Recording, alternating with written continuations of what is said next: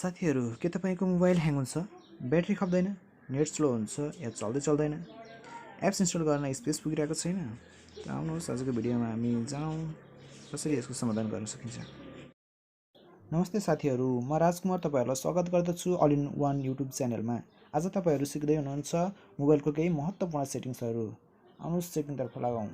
हाम्रो पहिलो सेटिङ हुन्छ इन्टरनेट सेटिङ। कति मान्छेको मोबाइलमा के हुन्छ भने डाटा अन गरिरहेको हुन्छ तर पनि डाटाहरु देखाउँदैन।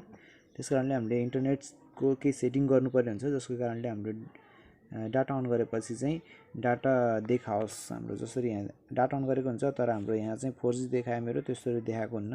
त्यसको लागि चाहिँ हामीले कसरी सेटिङ गर्ने भनेपछि पहिला सेटिङमा जाने, त्यसको पछि हाम्रो SIM card and mobile data जाने, त्यसपछि सिम 1 मा मेरो एनसेल छ, सिम 2 मा मेरो एनटिसी छ। म दुईटैको सेटिङ गरेर देखाउँछु। एनसेलको लागि अब सिम 1 मा गयौँ।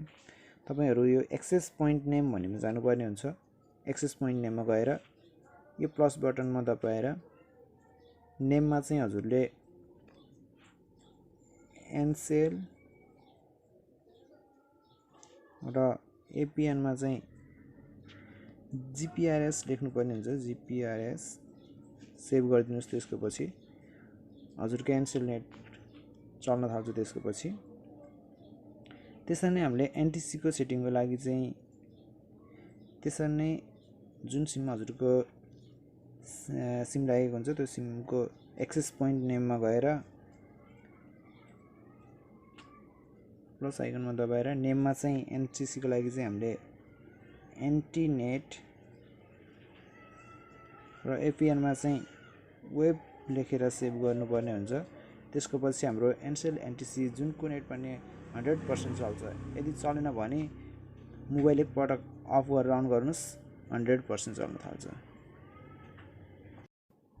हाम्रो अर्को सेटिङ रहेको छ, त्यसले गर्दा चाहिँ हामीले हल्का आफ्नो मोबाइलको स्पिड केही मात्रामा बढाउन सक्छौं। त्यसको लागि हामीलाई डेभलपर अप्सन अन गर्नुपर्ने हुन्छ। जसको लागि हामी सेटिङमा गएपछि हामीले एबाउट फोनमा गएपछि हाम्रो यहाँ हुन्छ, कसैकोमा चाहिँ डाइरेक्ट एबाउट फोन नहोला, कसैकोमा चाहिँ हाम्रो सिस्टम भनेर आउला। सुरुमा सिस्टममा गएपछि एबाउट फोन आउँछ। मेरोमा चाहिँ सुरुमा एबाउट फोन छ। एबाउट फोनमा गएपछि हाम्रो हजुरले बिल्ड नम्बर खोज्नुपर्ने हुन्छ। त्यहाँ मेरो यसमा छ बिल्ड नम्बर। बिल्ड नम्बरमा 7 टाइम्स ट्याप गरेपछि यहाँ पासवर्ड देखायो। अब हाम्रो डेभलपर अप्सन बिल्ड नम्बरमा 7 पल्ट ट्याप गर्नुपर्ने हुन्छ छिटो गरेर। मेरो डेभलपर अप्सन आइसक्यो। त्यसपछि ब्याक गरौँ। ब्याक गएर एडिसनल सेटिङमा गएपछि मेरो यहाँ चाहिँ डेभलपर अप्सन यहाँनिर आयो होला, हेर्नु।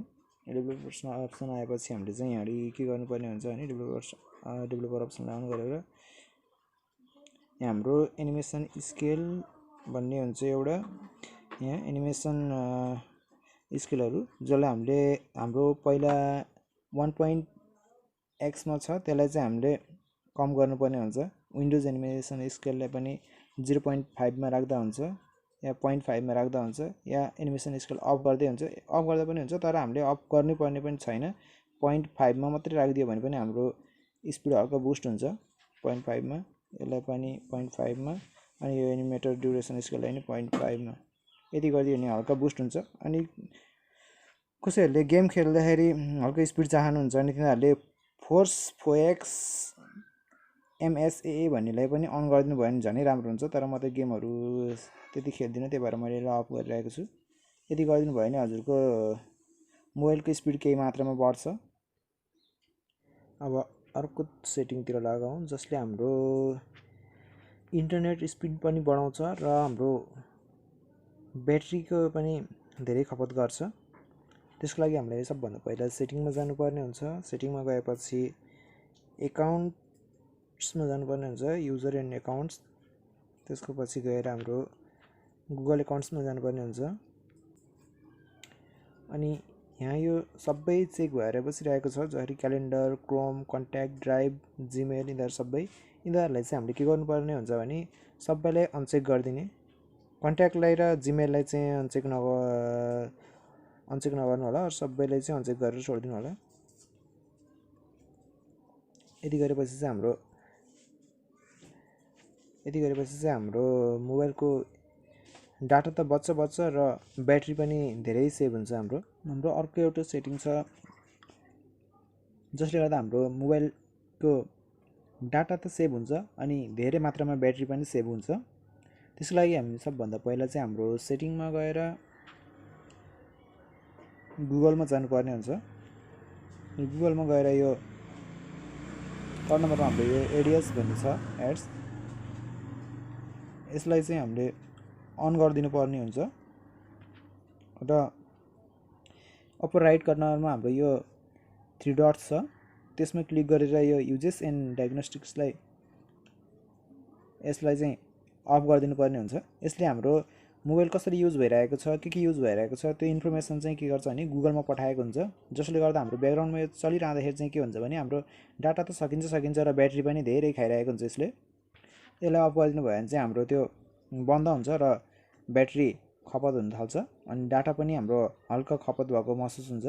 साथीहरू भिडियो छोडेर नजानु होला, हाम्रो अझै थुप्रै सेटिङ्सहरू छन् जसले हाम्रो मोबाइलको ब्याट्री बचाउनको साथसाथै डाटा बचाउनको साथसाथै अनि हाम्रो मोबाइललाई हल्का फास्ट गराउन सकिन्छ। हाम्रो अर्को सेटिङ छ, त्यसको लागि चाहिँ हामी सेटिङमा जानुपर्ने हुन्छ। सेटिङमा गएर वाइफाईमा जानुपर्ने हुन्छ। हुन त कसैको वाइफाई नभएर मोर कनेक्सन सेटिङमा हुन सक्ला, त्यसमा गएर चेक गर्नु होला। मेरो चाहिँ वाइफाईमा छ। वाइफाईमा गएर हाम्रो एडभान्स सेटिङमा जानुपर्ने हुन्छ। एडभान्स सेटिङमा गएर स्क्यानिङ अलवेज एभाइलेबललाई चाहिँ अफ गरिदिनु होला। यो चाहिँ हाम्रो ब्याकग्राउन्डमा चलिरहेको हुन्छ, चाहे वाइफाई अन होस् या नहोस् यो चाहिँ चलिरहेको हुन्छ, जसले हाम्रो मोबाइलको ब्याट्री सकिरहेको हुन्छ। यसलाई चाहिँ अफ गरिदिनु होला। मोबाइलको ब्याट्रीले चाहिँ केही मात्रामा चाहिँ साथीहरू अब अर्को सेटिङ जसले हाम्रो ब्याट्री केही मात्रामा खपत गर्न सकिन्छ, त्यसको लागि चाहिँ हामीलाई नोटिफिकेसन प्यानलमा जानुपर्ने हुन्छ, जसको लागि हामीलाई माथिबाट तल स्लाइड गर्नुपर्ने हुन्छ।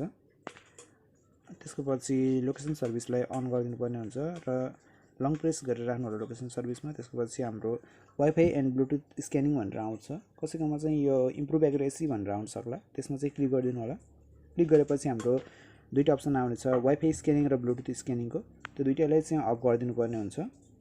त्यसको पछि हामीलाई ब्याक गरेर फेरि यो लोकेसन सर्भिस चाहिँ अफ गरिदिनु पर्ने हुन्छ। यति गरिसकेपछि चाहिँ हाम्रो ब्याट्री केही मात्रामा खपत गर्न सकिन्छ। साथीहरू हाम्रो अर्को सेटिङ छ नोटिफिकेसनको बारेमा। कोही साथीहरू नोटिफिकेसन आइरहेर आत्तिनु भएको छ अनि यो सेटिङ चाहिँ उहाँहरूको लागि हो। त्यसको लागि चाहिँ हामीलाई के गर्नुपर्ने हुन्छ भने जुन एप्सबाट हामीलाई बढी नोटिफिकेसन आउँछ त्यो एप्सलाई लङ प्रेस गरेर राख्नुपर्ने हुन्छ।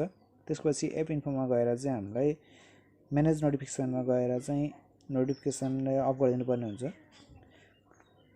हजुरहरूको यसरी भएन भने चाहिँ हजुरहरूलाई सेटिङमा जानुपर्ने हुन्छ। सेटिङमा गएर हजुरहरूलाई नोटिफिकेसन एन्ड स्ट्याटस बारमा जानुपर्ने हुन्छ। त्यसको पछि म्यानेज नोटिफिकेसनमा गएर जुन एप्सबाट हजुरहरूलाई नोटिफिकेसन चाहिँदैन त्यो एप्सको नोटिफिकेसन चाहिँ हजुरले बन्द गर्न सक्नुहुन्छ।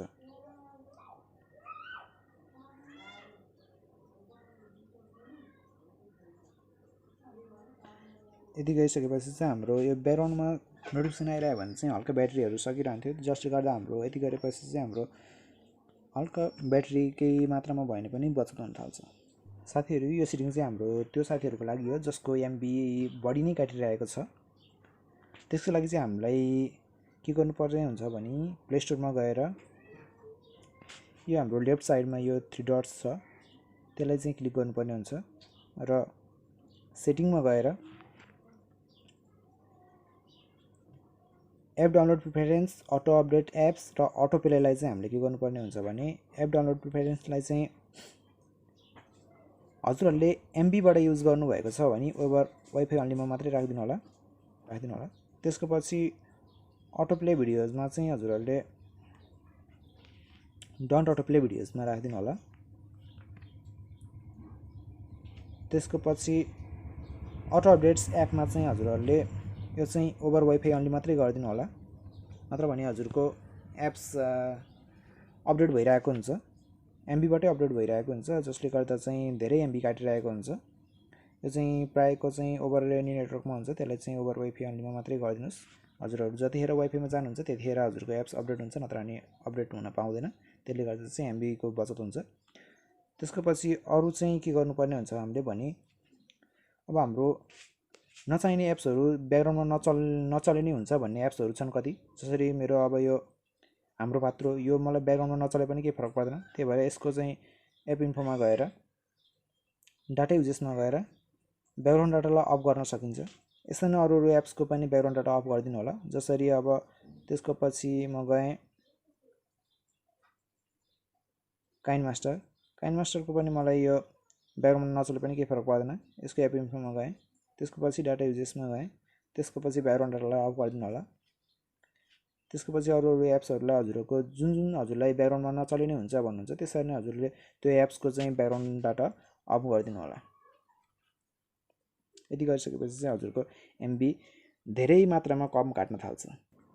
साथीहरू लास्टमा चाहिँ हाम्रो केही बोनस टिप्सहरू छन् जसले चाहिँ हाम्रो मोबाइलको स्पेस केही मात्रामा बढाउन सकिन्छ। त्यसको लागि चाहिँ हामीले के गर्नुपर्ने हुन्छ भने कुनै एप्समाथि लङ प्रेस गर्नुपर्ने हुन्छ। त्यसको पछि एप इन्फोमा गएर हामीले स्टोरेज युजेसमा जानुपर्ने हुन्छ।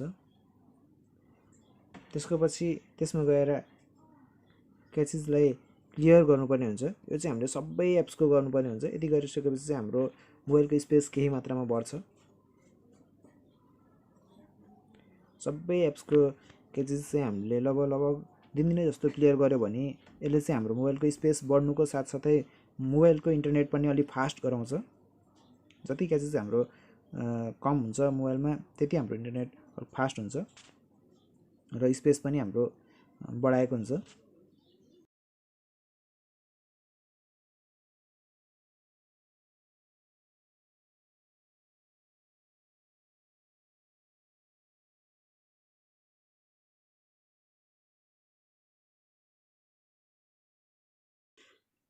यसरी नै सबै एप्सको क्याचेस चाहिँ क्लियर गरिदिनु होला जसले हजुरको मोबाइललाई फास्ट पनि बनाउँछ, इन्टरनेट पनि फास्ट चल्छ र स्पेस पनि बचाउँछ।